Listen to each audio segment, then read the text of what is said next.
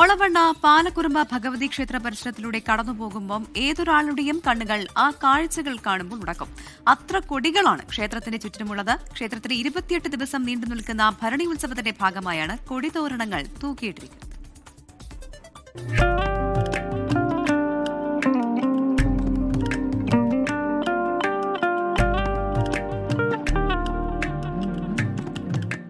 മനസ്സിൽ വിചാരിക്കുന്ന കാര്യങ്ങൾ സാധിക്കുന്നതിനു വേണ്ടി ദേവിക്ക് മുമ്പിൽ സമർപ്പിച്ചതാണ് കാറ്റിൽ തൂങ്ങിയാടുന്ന പല വലിപ്പത്തിലുള്ള ഈ കൊടികൾ.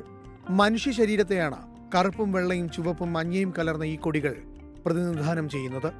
വിവിധ വലിപ്പത്തിലുള്ള 5000-ലേറെ കൊടികൾ പാറിക്കളിക്കുന്നുണ്ട് പാലക്കുറുമ്പ ക്ഷേത്രമുറ്റത്തും പരിസരത്തുമായി. ഭക്തര് ഓരോ കാര്യസാധ്യത്തിനായിട്ട് മനസ്സിൽ ഇവിടുന്ന് പ്രാർത്ഥിച്ചു പോകും. അത് അടുത്ത വർഷം അവര് ഉത്സവത്തിന് അതിനു മുമ്പ് അവരെ കാര്യം സാധ്യത നടന്നിട്ടുണ്ടാവും. അപ്പൊ അവര് ആ അടുത്ത വർഷത്തെ ഉത്സവത്തിനായിട്ട് സമർപ്പിക്കുന്നതാണ് ഈ കൊടി.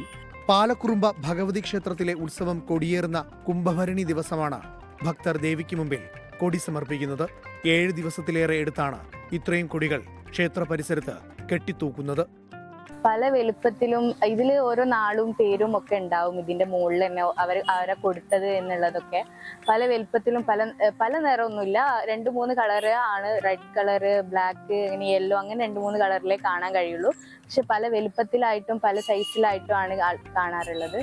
ജാതിമത വ്യത്യാസമില്ലാതെ നിരവധി പേരാണ് പാലക്കുറുമ്പയിലെ ഈ കൊടിക്കാഴ്ച കാണാൻ എത്തുന്നത്. 24 കോഴിക്കോട്.